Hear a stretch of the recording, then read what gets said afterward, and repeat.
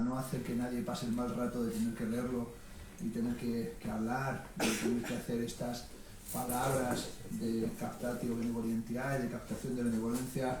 Y desde hace un tiempo, como presento muchos libros de otros amigos, prefiero presentar los míos y así no nos metemos en líos.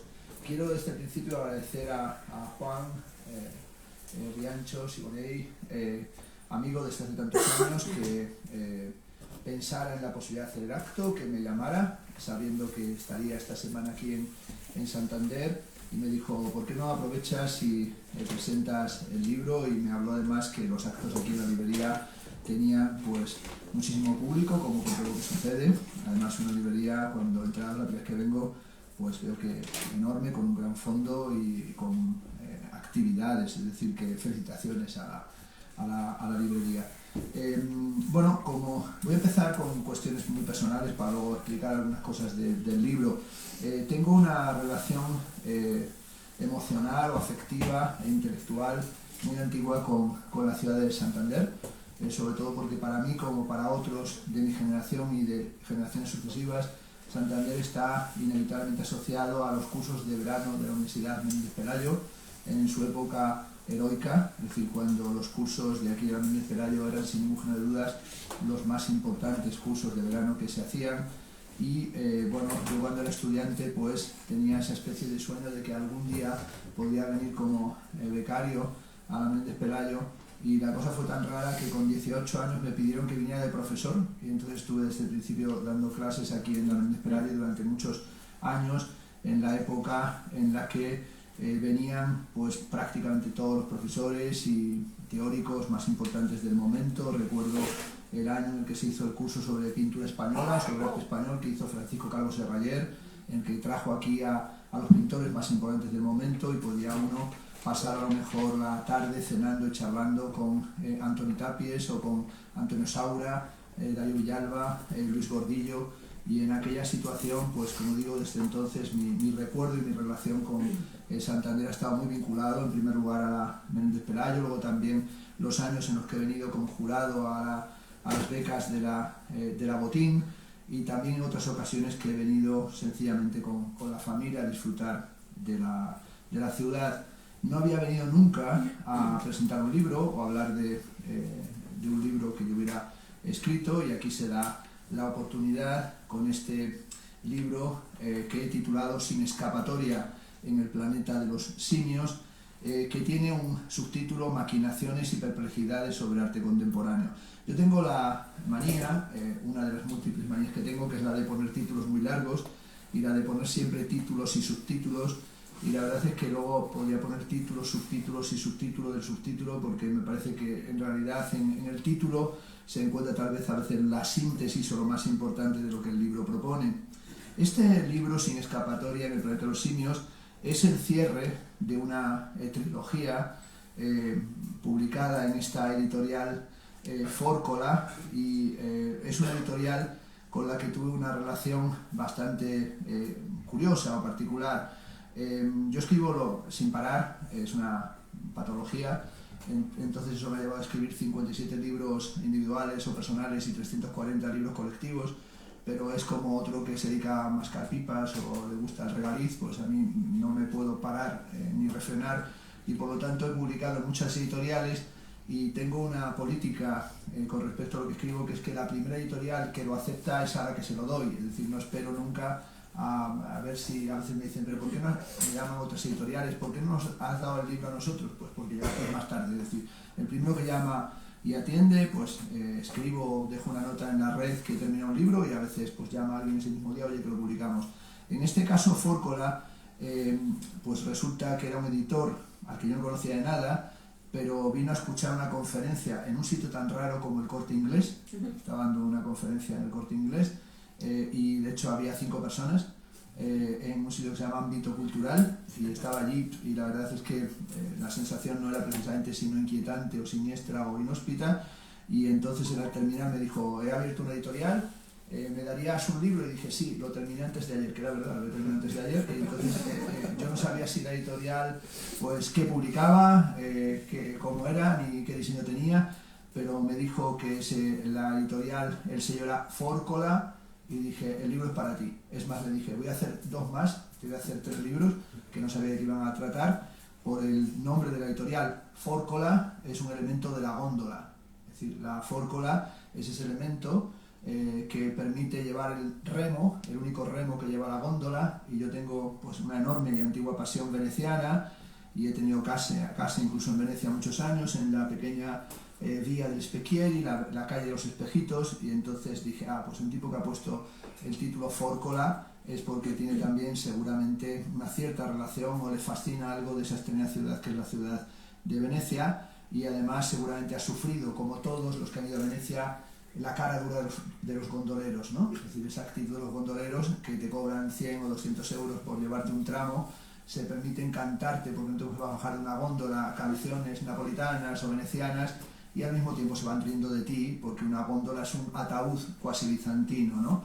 Entonces, bueno, hice con él este primer libro que se tituló Mierda y catástrofe, síndromes culturales del arte contemporáneo. Es un libro que llegó ahora a, no sé si a la 4ª edición, y es un libro que tuvo mucho éxito por el título, que no se lo puse yo, lo puso el editor, se titulaba Hibridaciones del arte contemporáneo, pero me dijo, ¿y por qué no lo titulamos Mierda y catástrofe? Y dije, este es buen título, y de hecho se ha vendido por el título, no porque tenga interés el contenido. Y me contaba el propio Javier Fórcola, ya ha cogido el apellido de la editorial, que hay gente que cuando iba a pedir el libro no lo pedía verbalmente, sino que llevaba un papelito escrito Mierda y catástrofe y lo pasaba al librero, porque hubo alguien, según parece, que fue a una librería y dijo, ¿tienen mierda y catástrofe? Y dijeron, bastante mal nos va, a la calle, ¿no? Tienes mierda y catástrofe, a la calle, ¿no? Entonces, bueno, era un libro además que apareció en el año 2014, en los años post-crisis o en los años del austericidio europeo y político, por lo tanto era como nombrar la soga en casa del ahorcado o echar gasolina en la chimenea o en el incendio. El segundo título de la trilogía fue Estética de la crueldad, enmarcados artísticos en tiempo desquiciado. Bueno, trataba sobre la tortura y la violencia en el arte contemporáneo, pero también sobre qué es eso del marco, es decir, qué sentido tiene el marco en la historia del arte, y luego saqué este de Sin escapatoria en el planeta de los simios. La trilogía tiene un punto que la une, o que permite que sea eso, una trilogía, y es que se trata en realidad de un cuaderno de bitácora en 3 partes. Es decir, yo únicamente he ido convirtiendo estos libros, o esta serie de libros, en unas anotaciones durante un periodo de tiempo, y en realidad hay un momento en el que ya veo claramente que el libro está terminado, que el libro está concluido, con lo cual están muy marcados por el tono de la época, es decir, están muy marcados por los acontecimientos, las lecturas, la respiración, la atmósfera en la que yo me encontraba en el año 2014, que sale Mierda y catástrofe, en el año 2019, en el que sale Estética de la crueldad, y en el año 2024, en el que aparece ahora Sin escapatoria en el planeta de los simios. Aunque suene un tanto pedante, pero no puede ser de otra manera, mi preocupación desde que escribí mi primer libro a comienzos de los años 80 es hacer aquello que proponía Hegel, que es convertir en concepto los acontecimientos históricos. Es decir, elevar a concepto o tratar de conceptualizar lo que pasa en el tiempo en el que nos encontramos. Es decir, reflexionar históricamente, o entender que hay una posibilidad de pensar conceptualmente lo que nos sucede y lo que pasa. Y esa conceptualización de los problemas históricos, en mi caso, tiene que ver con los 3 ámbitos que me preocupan, que son el ámbito estético-artístico, el filosófico y el ideológico-político, y esos 3 ámbitos funcionan en todos los libros, aunque en términos generales se puede decir que tratan de eso tan incomprendido que es la estética, que no es el esteticismo, ni solamente la teoría del arte, ni el análisis de las artes visuales, ni tampoco es los visual studies, sino que es la estética en el sentido ilustrado, fundado por Baumgarten, continuado por Kant, continuado por Schiller, continuado por Hegel y sobre todo culminado por Theodor Adorno. Es decir, la estética es la crítica del esteticismo. La estética es la relación entre lo sensorial y sensible y lo conceptual o cognoscitivo. Por lo tanto, es un modo de pensar sensorialmente a partir de criterios racionales, y es una crítica de toda pseudoemocionalidad y de todo planteamiento superficial o decorativo. Yo tuve que estar 10 años al frente con José Jiménez de un instituto de estética y teoría de las artes. En los años 80 se fundó.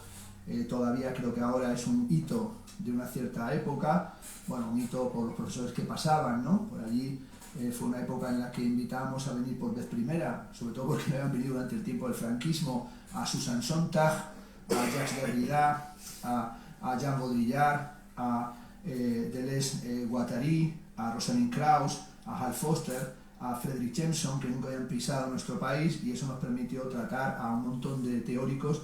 Y al margen de venir esos teóricos, no había día en el que yo no recibiera la llamada de unas cuantas personas pidiendo hora para venir a nuestro instituto de estética, y lo que querían era hacerse las mechas o las uñas o maquillarse, porque habían leído en el país que era el mejor instituto de estética o el referencial.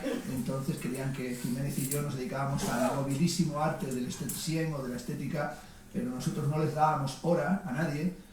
Yo ni siquiera les sacaba su equipo, decía no damos hora. Entonces eso hacía que se volvieran más frenéticos y llamaban sin parar, ofreciendo incluso mucho dinero, porque decían, no puede dejarme sin atender. Y diría, señora, si ve usted mi aspecto, no vendría. Sobre todo porque dije, si un calvo, pues no es un buen esteticien, ¿no? Si tiene peluca sí, como Warhol, pero si no, no.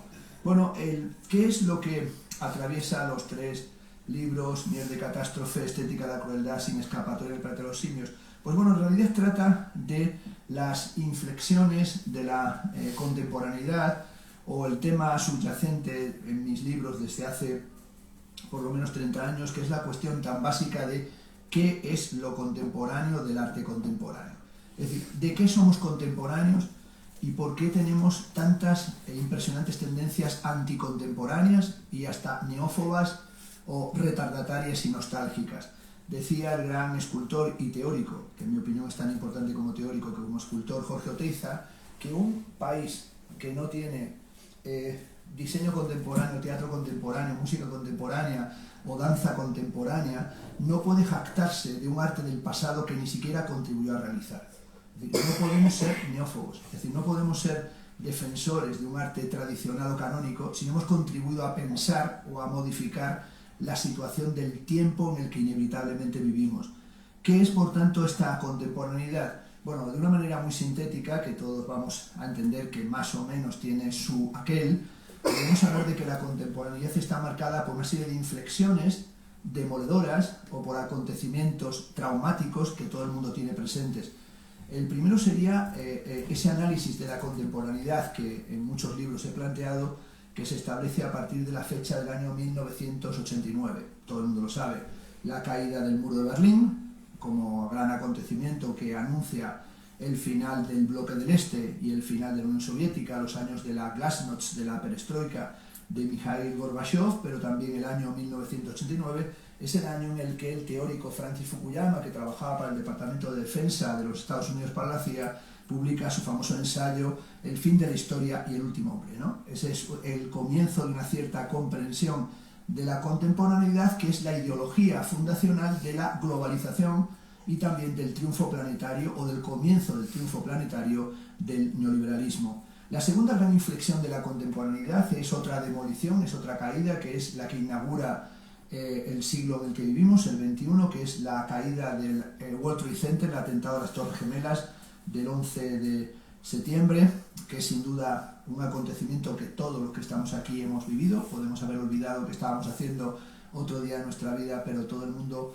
podía contar qué estaba haciendo el 11 de septiembre del 2001, y lo que estaba haciendo era viendo el atentado por televisión. Es decir, lo estaba viendo en la repetición que durante todo un día se hizo del atentado, convertido desde el primer momento en un fenómeno que tenía, como dice Baudrillard, algo más de simulacrico que de real, ¿no? Como si fuera en realidad un simulacro o un déjà vu de algo que ya habíamos anticipado.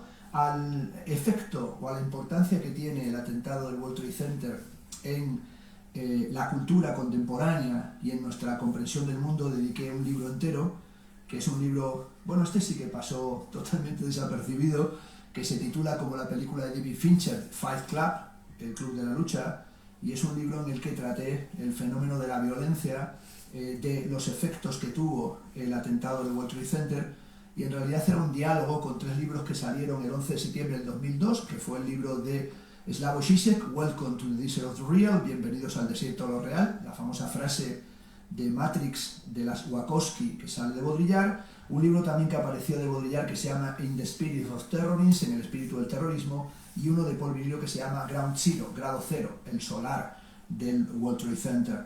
En ese año, 2001, también se inicia la llamada guerra contra el terrorismo, el Acta Patriótica, y se declara en los Estados Unidos el estado de excepción, que por cierto, 23 años después no se ha levantado. Es decir, está durando casi más el estado de excepción norteamericano que el estado de excepción del Tercer Reich, ¿no? Que es un tema que también casi nunca se medita sobre él.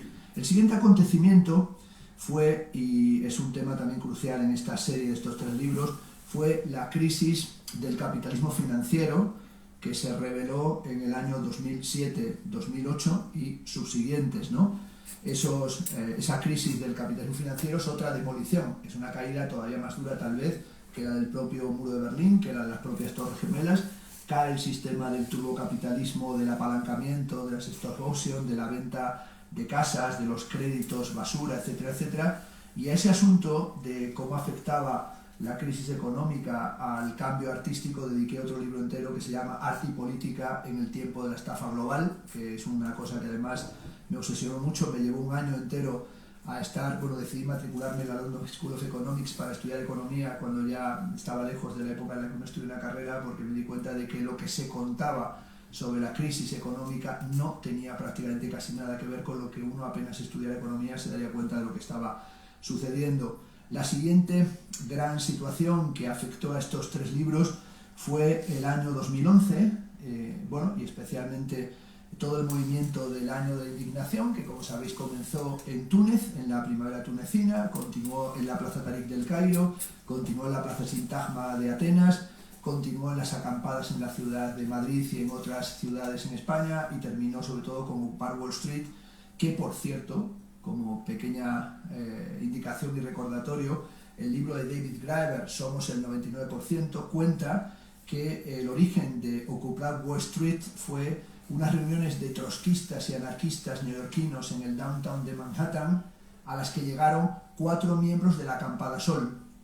Y entonces esos 4 de la Acampada Sol le dijeron a los de Nueva York: estáis mal organizados, tenéis que seguir el modelo que hemos seguido en la Acampada Sol, y por tanto se organizan. Eso lo cuenta uno de los promotores de ocupar Wall Street, que fueron esos de la Acampada Sol los que le dieron la clave a los de ocupar Wall Street de cómo tendrían que proceder. A esa cuestión del efecto artístico del 2011 dedicamos un libro, digo dedicamos porque lo organizamos mi hijo Ernesto Castro y yo, que se titula El arte de la indignación, en el que tratamos de pensar qué efectos tendría la indignación en los fenómenos artísticos, literarios y culturales. Es también bastante impresionante cuando uno echa la mirada atrás, es una distancia corta, ¿no? Es decir, desde el 2024 al 2011, sobre qué estaba sucediendo política, ideológicamente, culturalmente en nuestro país en el 2011 y la situación en la que ahora nos encontramos. Es una evaluación que cuando hace unos años, en el 21, se cumplieron los 10 años del 15M, esto ha sido hace nada, ¿no? Hace 3 años prácticamente casi nadie supo qué decir.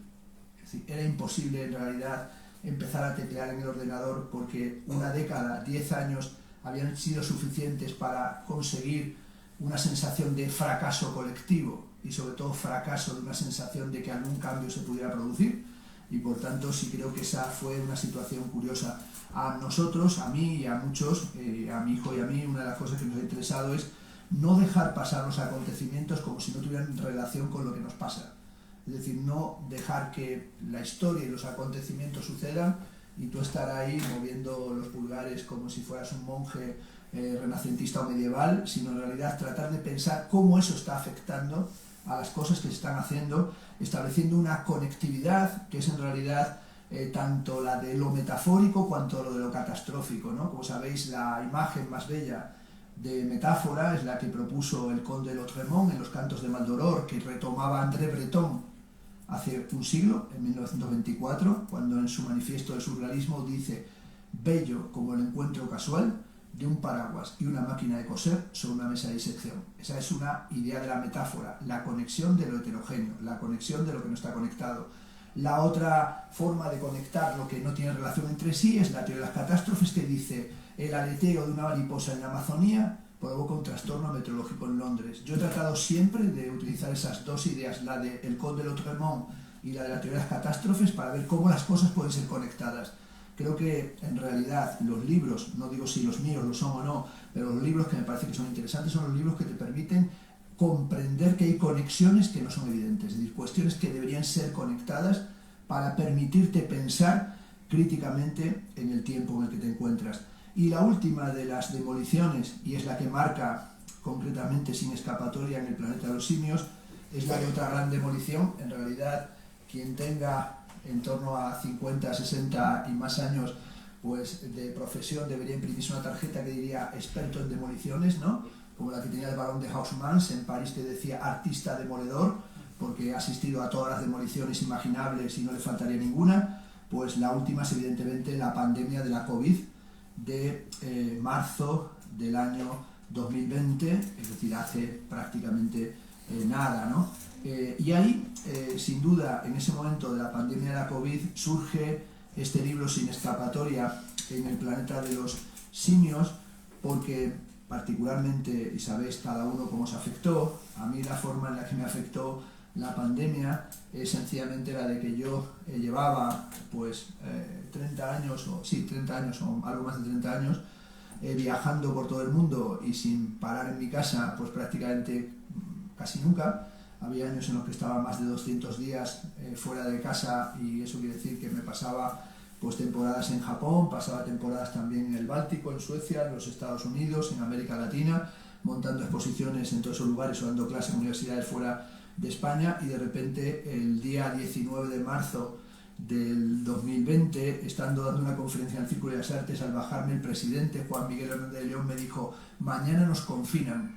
A pesar de eso, yo fui en la mañana del 20 de marzo del 2020 al aeropuerto de Barajas porque tenía un vuelo a Washington, porque yo pensaba que yo seguiría montado en los aviones mientras todo el mundo estuviera confinado, y me encontré las puertas cerradas y me dijeron: ¿dónde va usted? A Washington DC. Y me dijeron: no, usted se vuelve a su casa.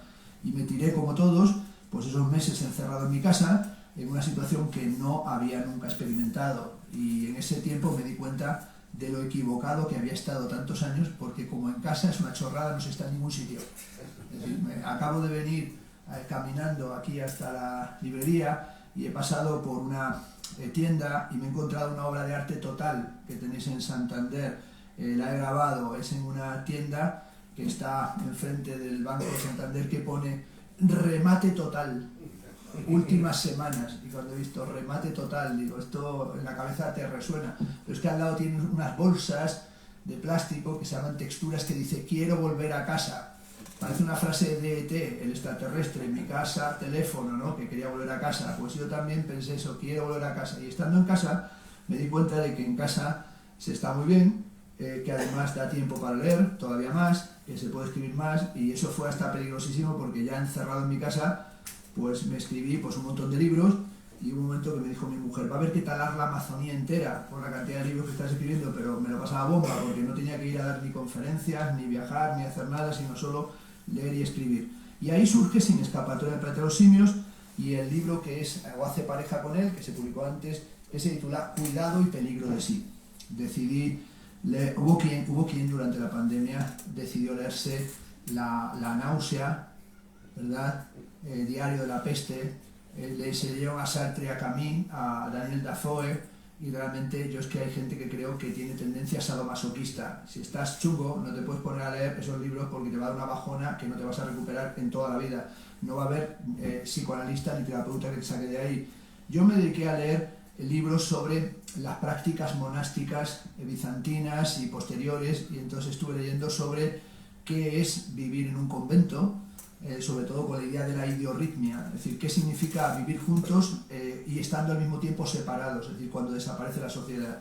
Y estudiando la vida monástica y el origen de las órdenes monásticas hasta la altísima pobreza franciscana, pues me hice ese libro de Cuidado y peligro de sí, que se publicó en la editorial Pepitas de Calabaza. Y aparece este libro Sin escapatoria en el planeta de los simios. En primer lugar, sobre el tema principal es los regímenes de historicidad. Como sabéis, hay tres grandes regímenes de historicidad. Uno es el pasadismo, el pasadismo, es decir, el momento en el que el pasado es la única garantía de lo que acontece en el presente, es en realidad el régimen histórico tradicional, que confía en ese pasado que renace constantemente, que todavía sucede en el Renacimiento. El otro es el futurismo, que no comienza con Marinetti en 1909, sino con la Revolución Francesa, y es el momento en el que la única garantía del presente es su capacidad progresista o progresiva para transformarse y ser perfectible. Esto, por cierto, es la base del positivismo. Yo que veo mucha telebasura y escucho a gente para purificar mi mente por la mañana como Ana Rosa y Susana Griso, pues cada poco aparece alguien y dice: esta es una persona muy positivista. Y entonces sale un tonto a las 3, que es un optimista. Y digo, ¿en qué momento la sociedad creyó que un optimista, que es un equivocado total, como dijo St. John Peirce, si hay alguien en esta sala optimista que venga a primer término que le pegaremos un tiro en la frente porque perjudica a los demás?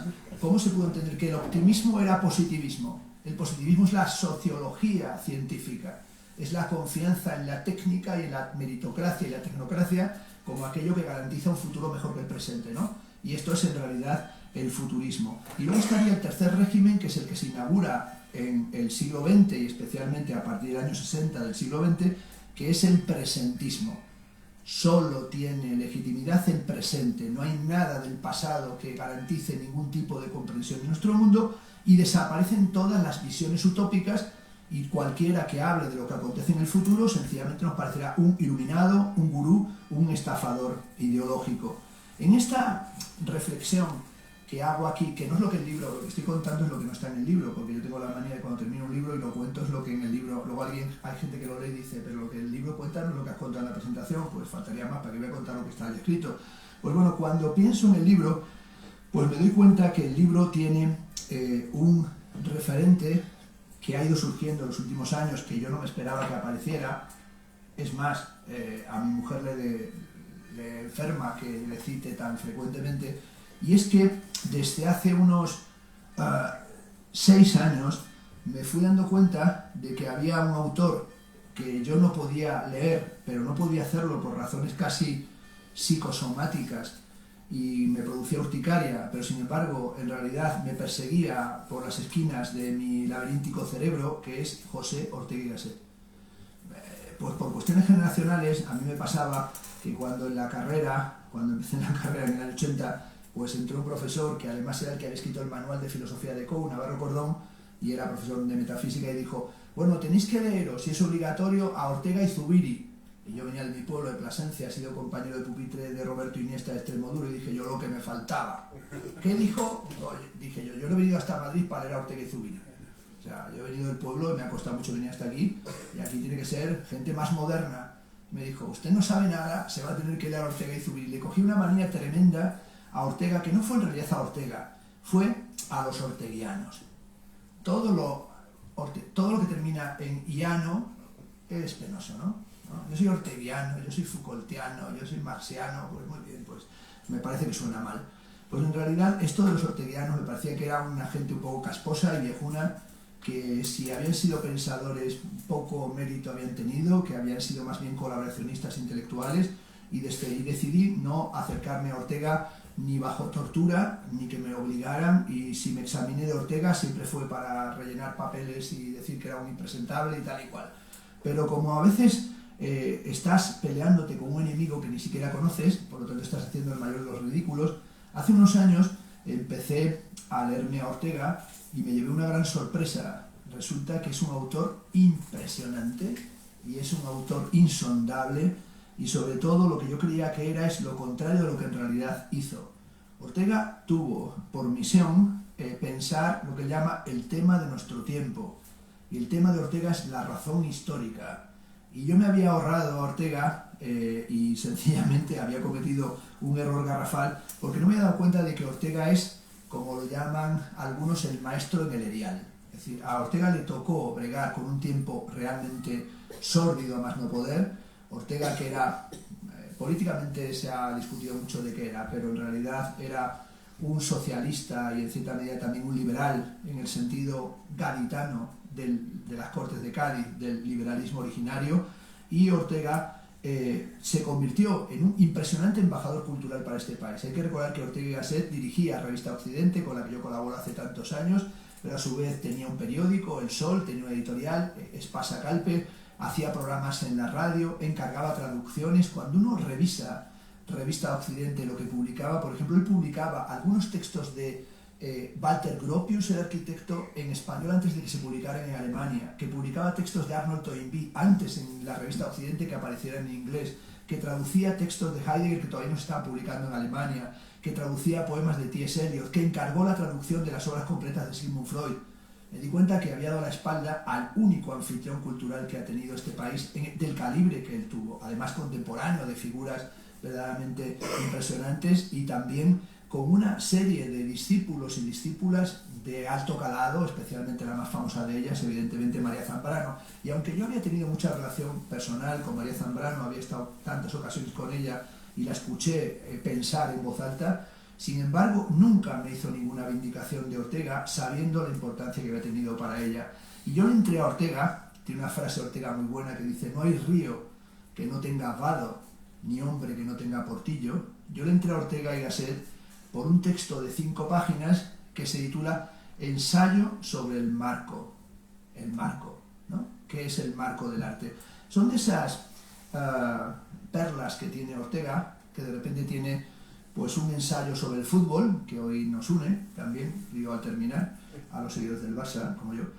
Tiene un ensayo sobre el hockey, sobre los jockeys, sobre los croupiers. Es decir, de cuando en cuando le daba por pensar cosas cotidianas en una clave casi periodística. Y él dice, en ese ensayo sobre el marco, que el marco es tan importante, el marco, como la pintura enmarcada en sí misma.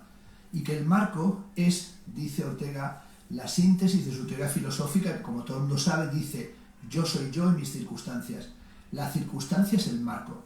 Es la traducción al español del término Dasein, ser ahí, de Martin Heidegger, que está en Ser y Tiempo. Y yo le entré mucho a ese tema del marco, que es un tema que me ha entusiasmado siempre, las formas de enmarcación, la historia del marco, el tema que trató Stoichita en su tesis doctoral sobre el origen de la pintura y el momento en el que empiezan a enmarcarse los cuadros. Además tuve ahí una experiencia que la he contado en muchas ocasiones, pero que cada vez que puedo la vuelvo a contar. Estaba un día en mi casa en verano, con mucho calor, con mi queridísimo y fallecido hace no mucho suegro, que era yo su brazo derecho o él el mío, no sé cómo era aquello realmente, y era un pastor de la provincia de Cádiz, que analfabeto según las descripciones, pero tremendamente inteligente, y estábamos viendo una entrevista cayendo la tarde y con mucho calor a Jesulín Dubrique, y entonces ya no podíamos más, nos estaba dando un mareo enorme, y le dije: Antonio, ¿y si nos vamos al Prado?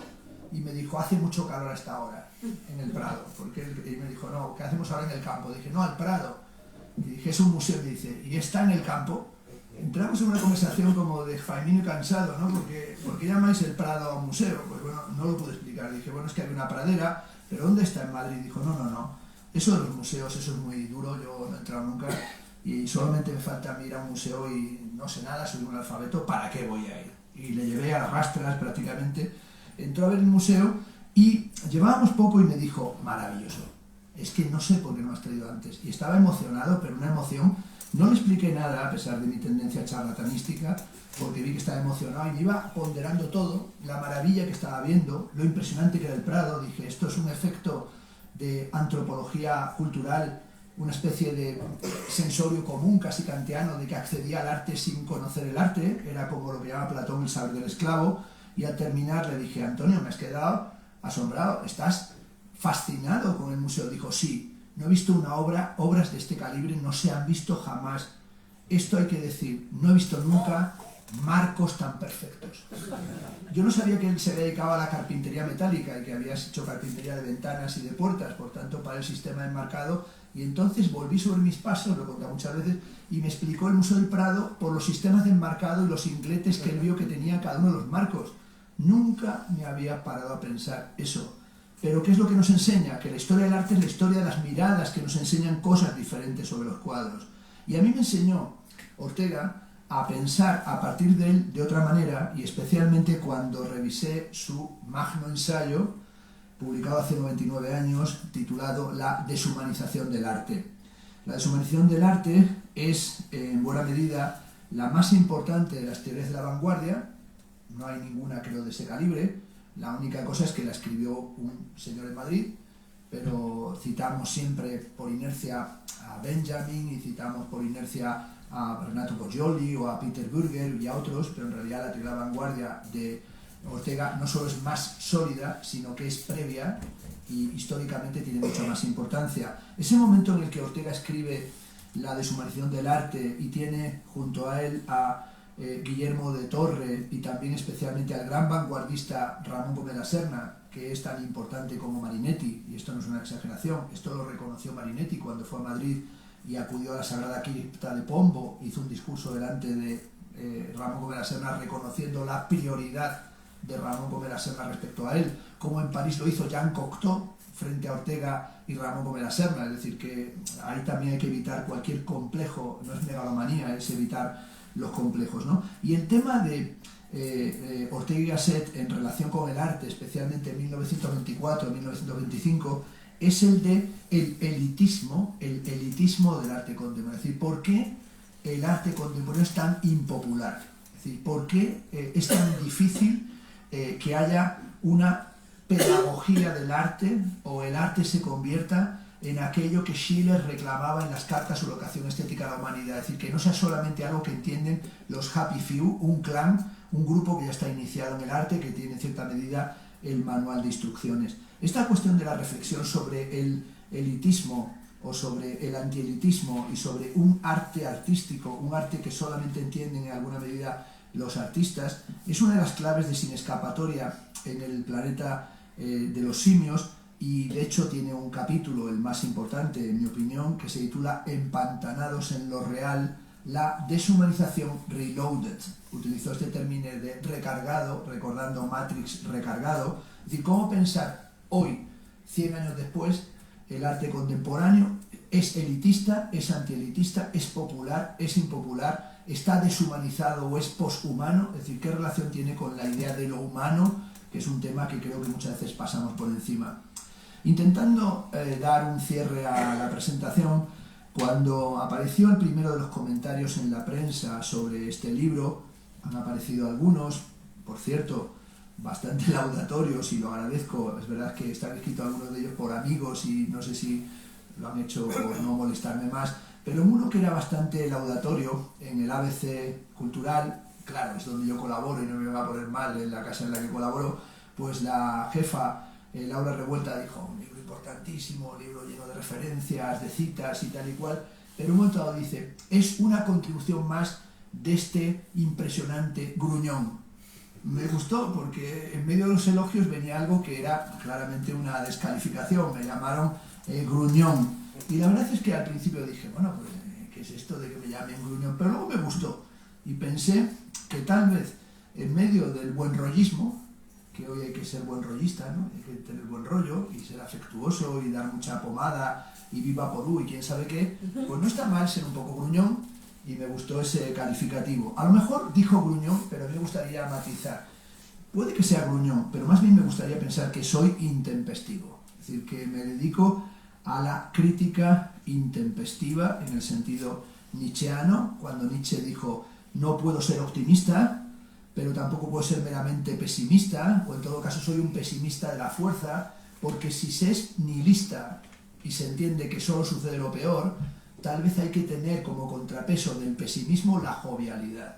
Y esta condición de la jovialidad es en cierta medida hoy, y lo será siempre, intempestiva. Cuando ella dijo es un crítico gruñón, yo me quedo con la palabra crítico. Es decir, estos libros son libros de crítica. Crítica en el sentido ilustrado y contemporáneo. Es decir, hay un ensayo breve, muy importante, de Immanuel Kant, que se titula ¿Qué es ilustración? ¿Qué es la Aufklärung, ¿no? ¿Qué es la ilustración? Y él dice: la ilustración se sintetizó para Kant en la fórmula latina que dice sapere aude, atrévete a pensar por ti mismo. La crítica sobre este texto de Kant escribieron Foucault o Judith Butler, es en realidad la actitud indisciplinada, la inteligencia indisciplinada frente a los defensores de lo transdisciplinar, o de lo multidisciplinar, yo creo que hay que tener una actitud en buena medida indisciplinada. Si yo me he dedicado a la estética es porque no es todavía, y ojalá no sea nunca, una disciplina ortodoxa, sino que hay algo indisciplinar y sobre todo es algo que habla de la indocilidad, es decir, no eres dócil ni te atribuyes ni te mantienes en una situación ni de pastoreo ni de mansedumbre. En cierta medida, sin escapatoria en el planeta de los simios, da cuenta de esa preocupación benjaminiana cuando él apunta que en el instante del peligro la tarea del historiador es ofrecer una imagen dialéctica y hacerla sobre todo en un momento, nadie se le oculta, catastrófico, ¿no? La catástrofe, esta es una frase, ojalá fuera mía, es de Benjamin también, la catástrofe no es el último acto de la tragedia, eso es lo que era originalmente, ¿no? Catástrofe, catástrofein, catastrofu, el cierre de la tragedia griega.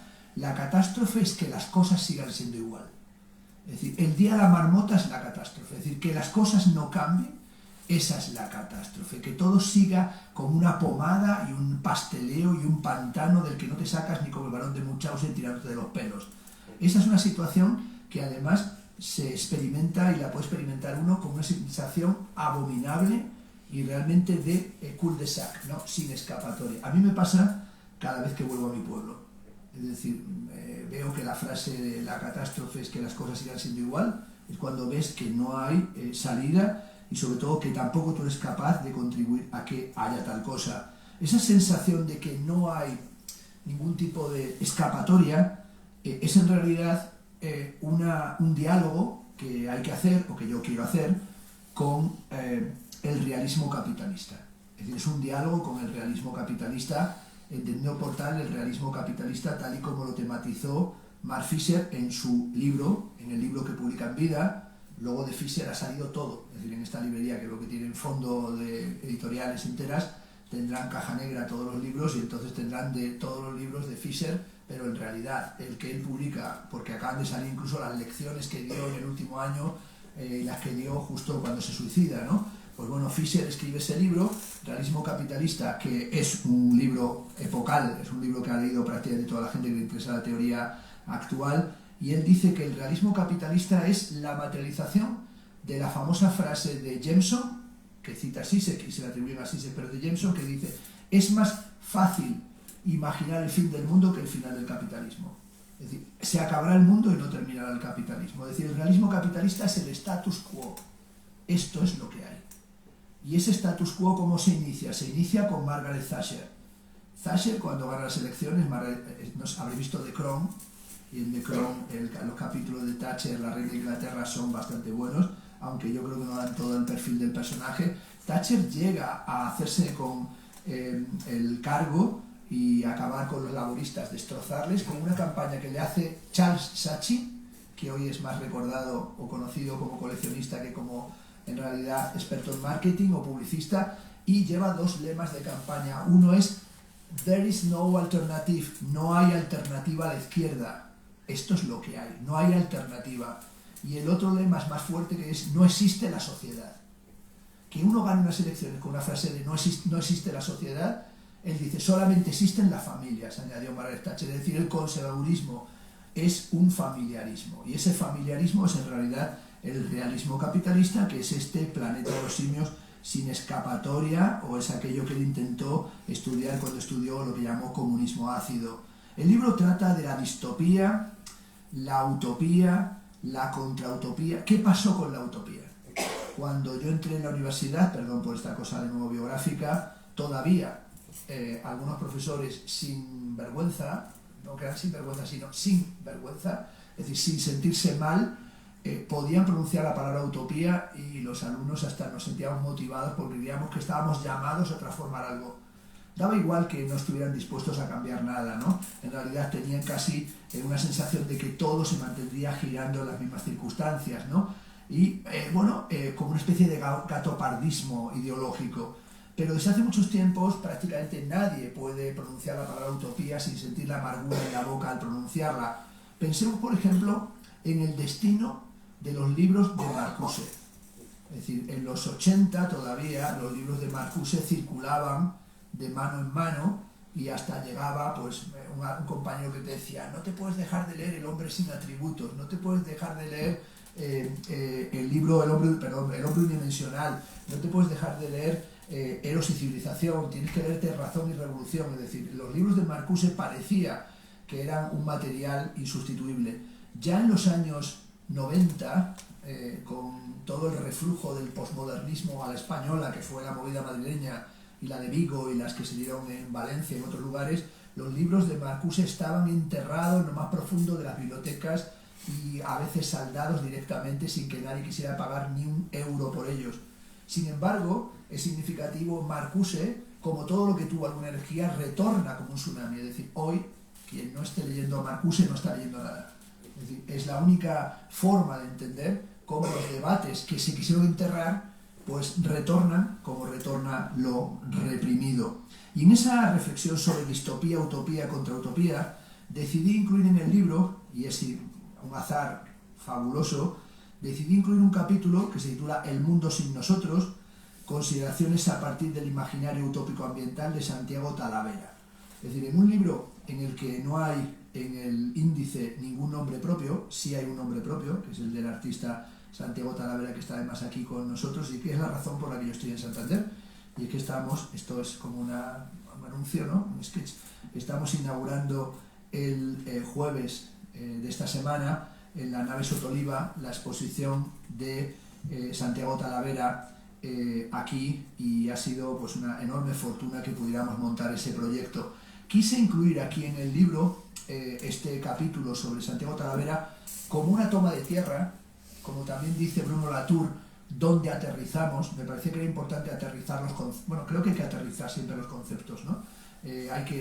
No sirve solamente una abstracción que flota y de repente no hay ejemplificaciones ni una relación entre lo material y lo formal, entre el ejemplo y el contenido abstracto, digamos, generalizado. Y entonces aquí pensé que era bueno que un artista fuera el material, el objeto teórico central, ¿no? Y en este caso era Santiago Talavera, y especialmente porque el trabajo teórico que sobre él había realizado, curatorial, tenía mucho que ver con el contexto en el que fue escrito este libro. Santiago y yo teníamos una relación ya de hace unos años. Santiago había tenido la idea de venir a algunos cursos que yo impartía en la librería de la Central, y entonces a partir de ahí se inició una relación de afecto y de admiración. Yo su trabajo lo seguía desde hace tiempo, no nos conocíamos personalmente, y me parece que es uno de los grandes artistas españoles contemporáneos, y nos encargaron una exposición para el año 2020. La pandemia hizo que se retrasara, esa exposición se retrasó y se reabrió en el desconfinamiento, o se montó en el desconfinamiento. La exposición se llama Jauntópolis, ¿no? Hablando de la jauntología, la idea de Derrida en Espectros de Más, que retoman Fisher y Simon Reynolds. La exposición se montó en el Centro de Arte Contemporáneo de Fuenlabrada, Centro Tomás y Valiente. La montamos Santiago y yo con los montadores, con la gente que la montó. Se montó, nunca se llegó a inaugurar. Fueron pasando los días, las semanas, los meses. Los organizadores del centro, por A o por B, por la política del número de gente que podía acudir o no a los sitios, por las medidas del post-confinamiento, pues nunca llegaron a inaugurarlo. Y esa exposición que montamos él, todavía más que yo, con tanto cariño y con tanta intensidad, tal y como se montó, se desmontó sin que nadie del público la viera nunca. Entonces es una exposición que está marcada por la pandemia.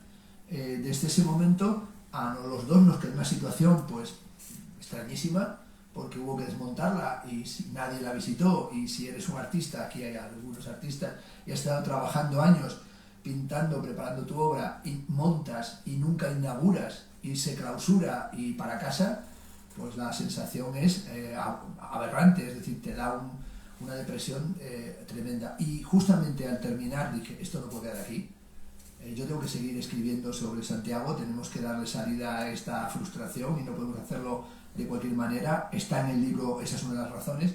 Y también escribí aquí a Santander y le dije a Marta, Marta Mantecón, Marta, a ver si crees que en Santander hay posibilidad de exponerlo en algún sitio.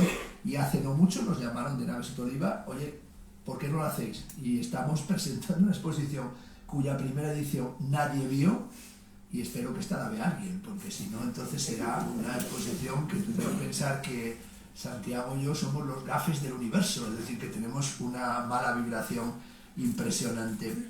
Cerrando, esta trilogía de Mierda y Catástrofe, Estética de la Crueldad, Sin Escapatoria entre los Simios, es una trilogía nihilista, un tanto metafísica y un tanto pesimista, o a lo mejor incluso se puede decir que son mis silogismos de la amargura, y estoy desde hace tiempo pensando que sería bueno escribir una trilogía que no fuera tan oscura, sino que tuviera menos que ver con la estética negativa. En cualquier caso, aquí pensé en el Sin Escapatoria en el planeta de los simios, y este título es el de un capítulo, y es que, hace unos años se producían estos retornos cíclicos, que era que se estaban haciendo las celebraciones de los 50 años de Mayo 68.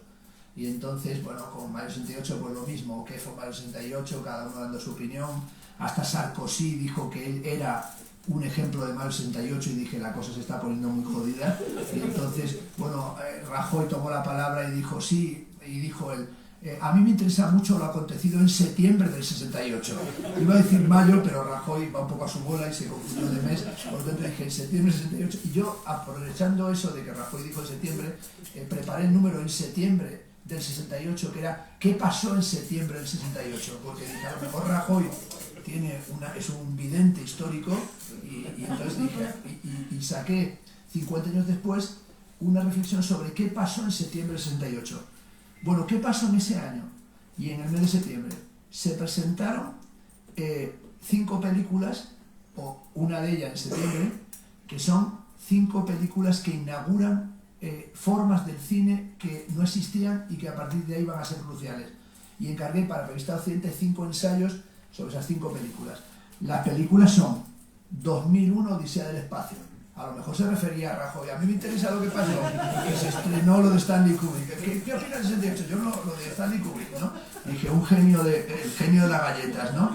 La otra es, que creo que puede ser, porque a lo mejor actuaba él, La Noche de los Muertos Vivientes, de George A. Romero, que inaugura el cine de zombies, la gran película de zombificación.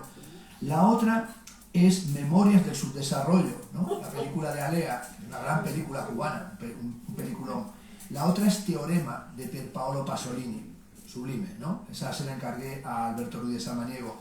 Y yo me quedé para mí El Planeta de los Simios. Y realmente me quedé esa película porque la vi cuando era muy pequeño. No quiero decir que la viera en el 68, tenía 4 años, creo que la debí ver un poco después, pero nunca la había vuelto a ver.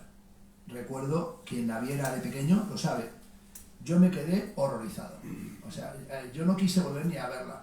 La vi con mi padre en casa, en una mesa camilla allí con un brasero de picón, y aquello me dejó cao, ¿no? Eso de los monos aquellos que dominaban el mundo, y la escena final de la Estatua de la Libertad, o sea, hasta tuve pesadillas.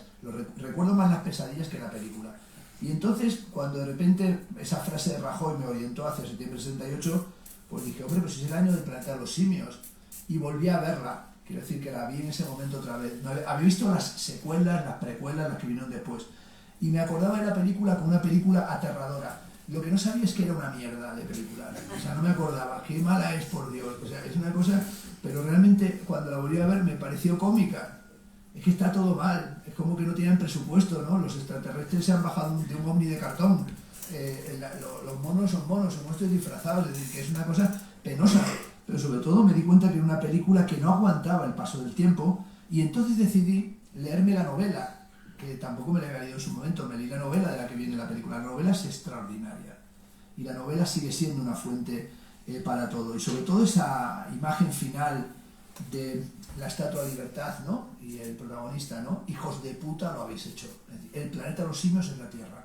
Es decir, ha sucedido aquí, es decir, lo hemos hecho nosotros. Es ahí donde me di cuenta de que ese era el tema del libro, ¿no? Lo siniestro, lo inquietante y también lo kafkiano. Pensemos que este año, y a este tema le estoy ahora dando vueltas, son los 100 años de la muerte de Kafka y los 100 años del manifiesto del surrealismo. Pero sobre todo este libro trata de la genealogía, de la intempestividad, de esa idea de el ars simia naturae, el arte imita la naturaleza como lo hacen los simios, y es un libro sobre la crisis del antropoceno, es decir, sobre esa situación en la que caminamos cantando una canción de cuna hacia el desastre total. La fórmula Ars Simia Natura Es, y en la portada está esta imagen del planeta de los simios, es una frase que se utilizaba en el Renacimiento y se continuó en el Barroco, y tiene que ver con la pintura de lo que se llama conversation piece, ¿no? Piezas de conversación, el famoso gabinete de Teniers que está en el Museo del Prado. Es un tema que en el libro se trata muy a la carrera, pero que a mí me gusta, que es cómo contemplamos el mundo como un mundo con nosotros y sin nosotros, el famoso tema de Riveros Castro y Dabuenoski, pero también cómo lo contemplamos si tuviéramos la mirada de un animal, o cómo contemplamos la mirada del animal como algo que se refleja en nosotros. Yo durante años he tenido o hemos estado en una relación estrechísima, un caniche que se llamaba Plata y yo, y entonces el caniche en realidad tenía tal conocimiento y tal erudición que escribió varios catálogos de arte. Esto lo puedo revelar, no lo he contado tantas veces, pero sí, cuando no veía yo claro cómo escribir ciertos catálogos, pues le enseñaba al caniche las imágenes del artista, y entonces en función de las reacciones del caniche yo transcribía lo que el caniche decía y hacía.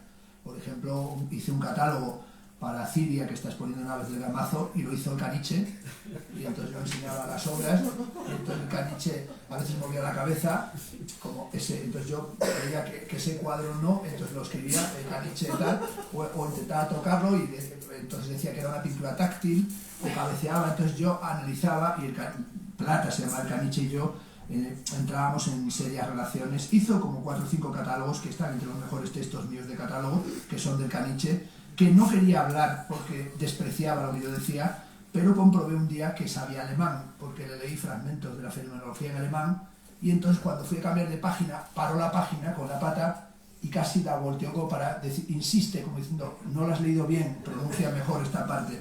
Bueno, pues eso es, y sobre todo porque estudiando con el caniche horas y horas sus reacciones, pues comprobé que algo tenía que ver con la historia del arte. Eso fue una sugerencia, como lo de Rajoy, y me encontré con un libro, que estará por aquí, de Robert Rosenburg, que se llama El perro y la historia del arte, en el que analiza los perros que aparecen en la historia del arte. Como sabéis, el caniche aparece en muchos cuadros, yo no lo sabía hasta que no leí ese libro.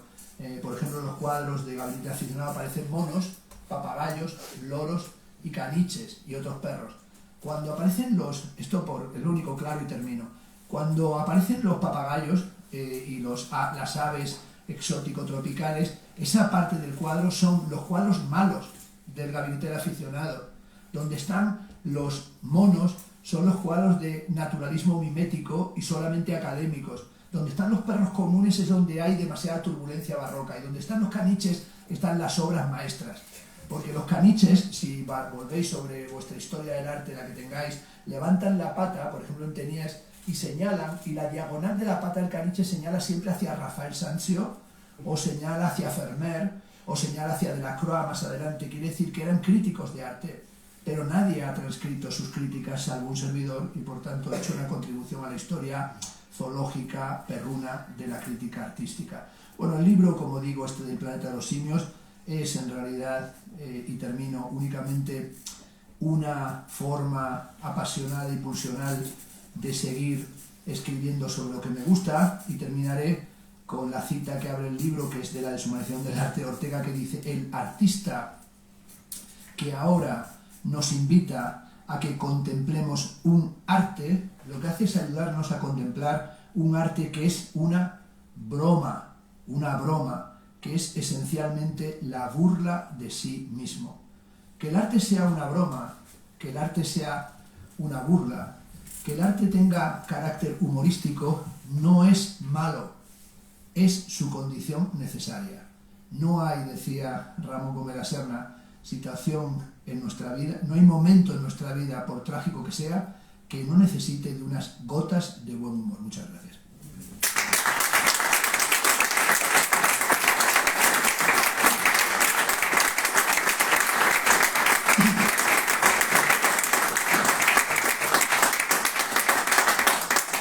Bueno, pues muchísimas gracias por soportar la larga presentación. Me había dicho Juan que estuviéramos hasta las 8 y estoy a 59, es decir, que estamos a un minuto de la hora pactada.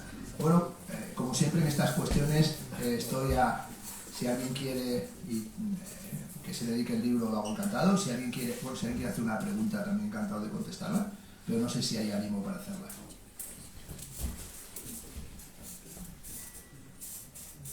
A lo mejor ha dado tanto pánico pensar de lo que trata. ¿Alguna cuestión? Sí, yo sí. Sí, dale. Me ha convencido que voy a leer el capítulo ese del libro. No, es interesante. Porque ha dicho que por qué el arte hay que sacarle de como una especie de elitismo, pero ¿por qué el arte y no las matemáticas? ¿Por qué el arte tiene de más que tengamos que introducirnos en el que nos aporta y que no nos aporta otro conocimiento humano? Pues muy buena pregunta. Fíjate, estoy en estos días leyendo un libro perdón, que es verdaderamente apasionante, que trata de esa cuestión, que es el libro de John Mauseray, que se titula La música y la guerra, sobre la relación sobre lo que pasó con la música en el siglo XX-XXI. Y John Mauseray señala algo que es evidente, es que en el grado de impopularidad artística o de distancia entre el público y el arte, o el público y las formas estéticas, una de las distancias más insalvables o más tremendas, y supongo que todos lo percibimos, es la que hay entre el público y la música clásica contemporánea, es decir, la música contemporánea. Cuando yo imparto clase de música y fenómenos culturales contemporáneos en un grado de música y filosofía en mi universidad, y estuve a punto de hacer mi tesis doctoral sobre la musicología de Theodor Adorno, y eso hace que yo sea realmente un fanático de la Escuela de Viena y que haya pasado muchas horas de mi vida escuchando y estudiando a Schoenberg, a Anton Weber, a Alban Berg y a todos los seguidores de la Escuela de Darmstadt, Stockhausen, Pierre Boulez, más adelante Georg Carter, Lutosławski, Penderecki, etcétera, etcétera.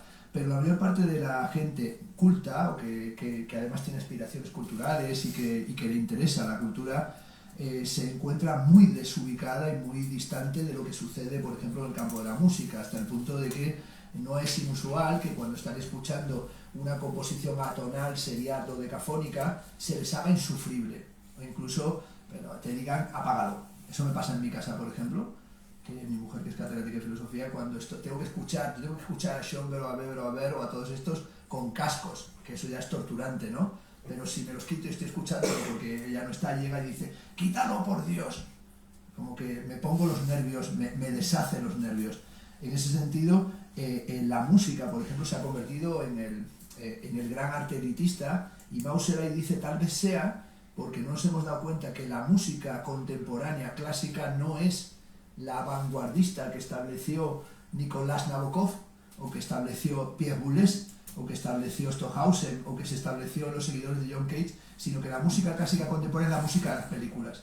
Y a lo mejor es más clásico como músico John Williams, Nino Rota y Ennio Morricone, que han hecho la música de un montón de películas y que son bandas sonoras que cuando se programan en los auditorios hay sold out, ¿no? Es decir, la gente está deseando escuchar conciertos de música contemporánea, de música concertística hecha, música de películas, y sin embargo la música clásica se ha vuelto absolutamente elitista. Con eso quiero decirte que efectivamente no solamente es que haya un elitismo o una distancia en las artes plásticas, sino que sobre todo la hay en prácticamente casi todos los campos del arte y del conocimiento. Por ejemplo, durante mucho tiempo no había disciplina más elitista y distante del común que, por ejemplo, la filosofía. La filosofía pues parecía que era inevitablemente un saber esotérico y un discurso erudito y críptico que nadie sería capaz de desentrañar, y que además si te metías a él te daba un dolor de cabeza insoportable y que nada podía curarlo, y por lo tanto tenía que mantenerse en el ámbito académico o de los especialistas. Y también sucedería, por ejemplo, con cualquier otro tipo de conocimientos, como sería los análisis literarios, o hasta cualquier forma de la teoría como algo que tendría que circunscribirse únicamente al ámbito académico, algo que ha reforzado, por ejemplo, los modos de evaluación de la universidad en la época contemporánea, en la que en realidad se escribe y se trabaja únicamente de una forma esclava para ser indexado, acreditado y continuar en la rueda del hámster avanzando hacia la nada, pero de una manera marcial y aprietan las filas, ¿no? Cuando dices que efectivamente por qué nos empeñamos en hacer más accesible o quitarle el elitismo al arte y no las matemáticas o no la física o la astrofísica o la química o la biología, pues yo creo que en tu pregunta está también la cuestión. Evidentemente el tipo de aproximación y de tratamiento y de importancia que tienen las ciencias en nuestra vida es que son parte de una tortura infantil de la que te tienes que desembarazar lo más pronto posible. Es decir, ¿qué papel cumplen los saberes científicos en nuestra sociedad? Pues son ritos de paso que has tenido que hacer a través de tu formación escolar y preescolar, escolar, en la enseñanza media o hasta la llegada a la universidad, en la que has podido dejar atrás todo aquello que fue una tortura para ti. Yo, por ejemplo, tuve la mala suerte de mi hermano mayor es una computadora, pero que ha hecho exhibiciones en la tele cuando era pequeño. Le llevó Íñigo a su programa a hacer exhibiciones y entonces era la cabeza más extraña. Bueno, hizo 4 carreras a la vez, y yo también era considerado en mi pueblo como una especie de superdotado, cosa que era mentira, pero falté un día a clase, en realidad 2, y me perdí la explicación de las raíces cuadradas. Y entonces cuando volví a clase, como mi hermano me sacaba un año en la computadora, pues yo siempre salía a hacer problemas y resoluciones matemáticas que las hacía con gran facilidad, pero me sacó el profesor y me dijo, Fernando, raíz cuadrada. Y yo cuando salía yo y raíz cuadrada, pues yo a manera intuitiva hice un cuadrado y dibujé una raíz dentro. Pues yo había ido a clase y dije, ¿qué cojones era la raíz cuadrada? Pues una raíz de un árbol en un cuadrado. Y entonces me dijo, definitivamente, creíamos que eras otra computadora y eres un tonto a las 3. Entonces yo quedé como un tonto para las matemáticas. Eso creo que la mayor parte de la gente pues entiende las matemáticas como eso. Pero sin embargo, si las ciencias, y empezando por la matemática, se entendieran en un sentido sociocultural, estético e ideológico, porque además las matemáticas tienen un alto componente estético.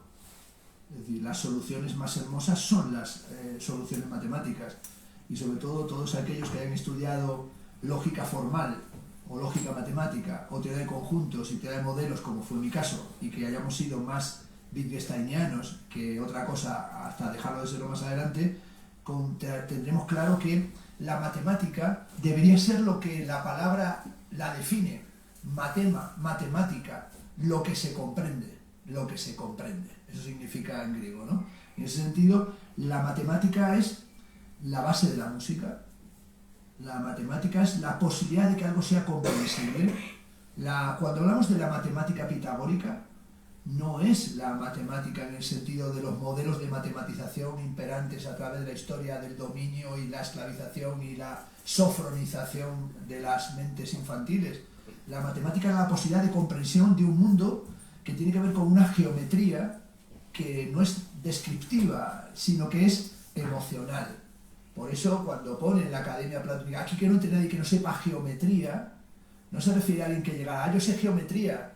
Yo he estudiado geometría en el sentido moderno de la geometría. No, la geometría de tus humores, ¿no? La geometría es una disciplina moral. La geometría es una forma de comprensión del mundo. Y por eso, cuando llegan los amigos, hace tiempo, cuando estudiábamos estas cosas de filosofía y de estética, y aunque no lo parezca ahora, íbamos a las discotecas, no sé ni por qué íbamos, pero íbamos, porque era como inercial ir. Pues allí te encontrabas a altas horas cuando ya habías fracasado a la manera beckettiana, no de fracaso, otra vez fracasa mejor, quedaban 4 haciendo barra libre y tú eras uno de los 4, ¿no? Entonces te preguntaba otro fracasado de la noche y te decía, ¿tú qué estudias? Y entonces decía uno, yo estoy preparándome notarías. Y tú quedabas muy impresionado, hostia, estoy tomándome la última copa con un notario o un prenotario. Y de repente otro, no, yo soy físico.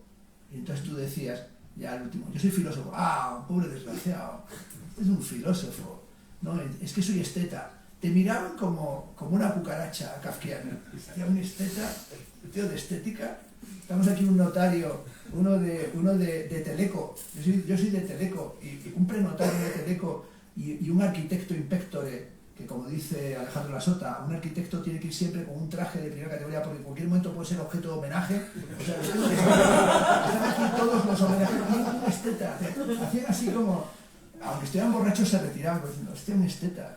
Y entonces sentía uno esa cosa chunga de, joder, me he dedicado a esto de las humanidades y resulta que estos tíos son notarios y registradores de la propiedad.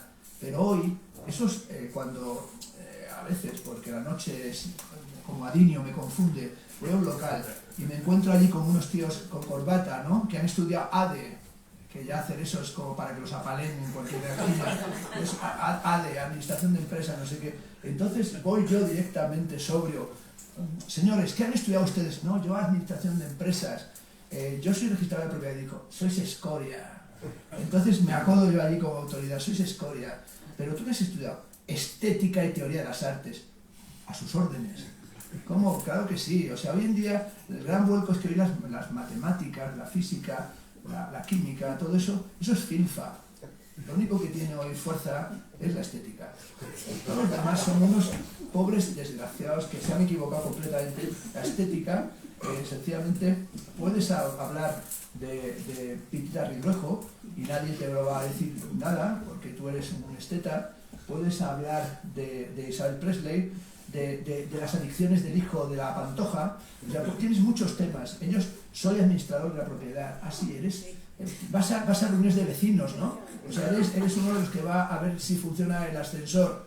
Entonces, no, hoy la ventaja es que la única matemática del presente es la estética.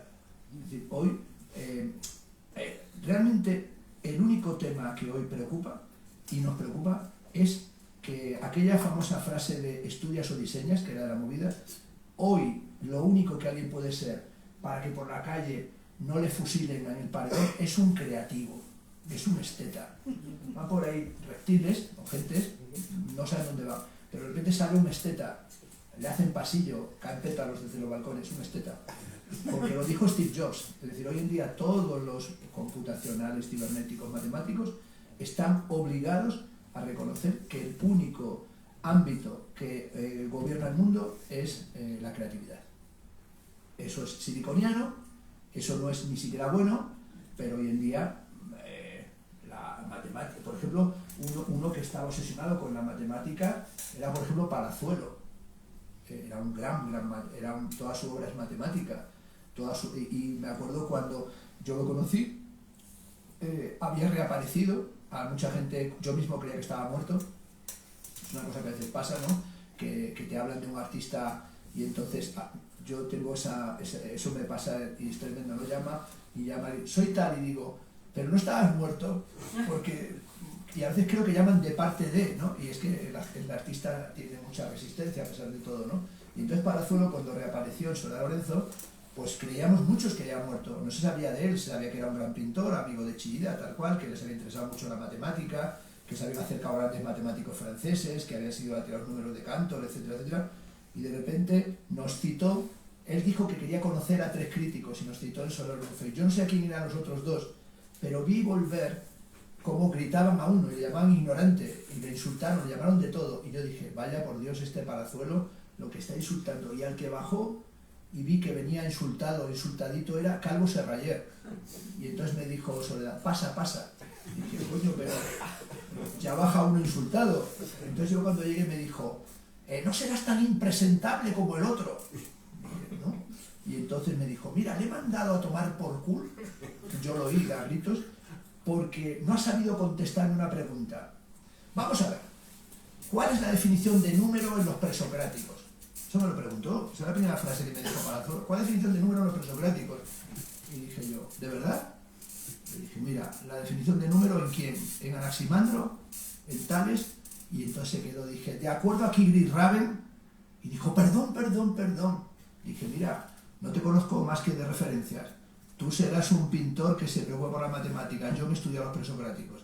Y estuvimos un día entero hablando con los presocráticos y me dijo Palazuelo, solo hablo con gente que se ha estudiado la matemática y la física presocrática. Una cosa rara que tenía, pero un artista puede hacerlo. Entonces, cuando me preguntas por y Oteiza, más o menos lo mismo, solo que en este caso Oteiza decía, le va a ver Santiago Amón, y Amón le dice, maestro, ¿qué opina de la página en blanco? Y dice, eso está en YouTube. Llega Santiago, maestro, ¿qué opina de la página en blanco? Y está aquel con una máquina antigua allí tecleando, yo creo que no funcionaba, pero estaba haciendo el paripé, y dice, ¿pero cómo? ¿Pero cómo? La página en blanco no existe. Le dijo, mire, le voy a decir una cosa, existen varios hombres. El hombre prehistórico, ¿no? El hombre prehistórico, que es el hombre del pequeño Crowley, el hombre prehistórico que es metafísico.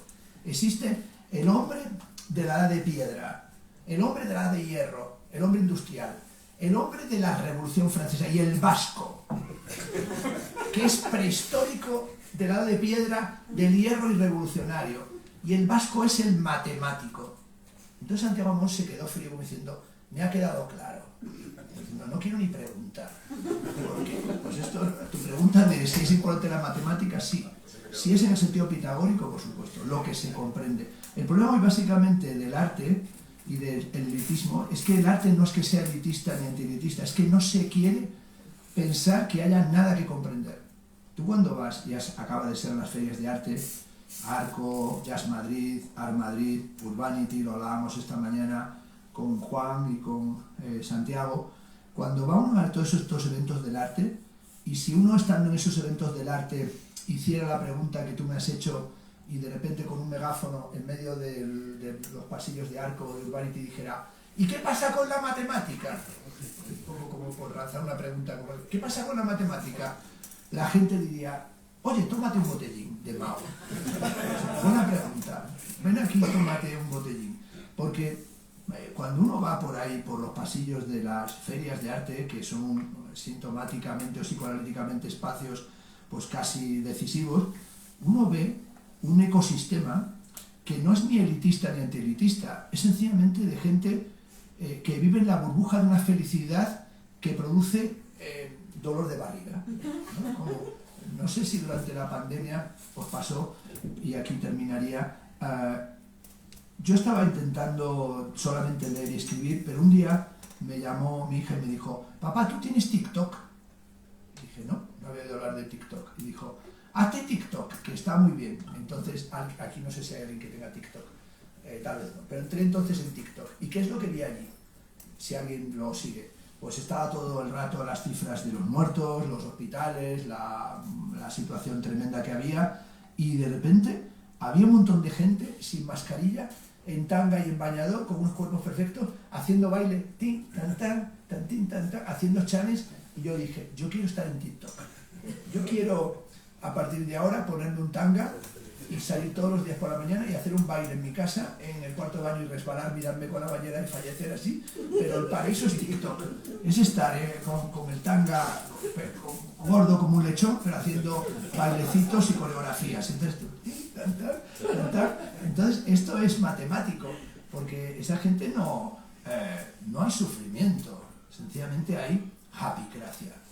Se curan de las enfermedades, como cuando llegan los gurús y dicen, no, si enfocas tu mente, te curas el cáncer de páncreas. Sonríe, smile, te curas. Entonces ves un tío sonriendo 24 horas al día y se curó. Le metieron en el ataúd con la sonrisa, ¿no? No se curó, es que no lo hizo bien. Le faltó unos minutos al día de cura de sonrisa. Gracias por tu pregunta, que no era posible contestar. Muchas gracias y, como digo, ha sido un placer estar con vosotros aquí.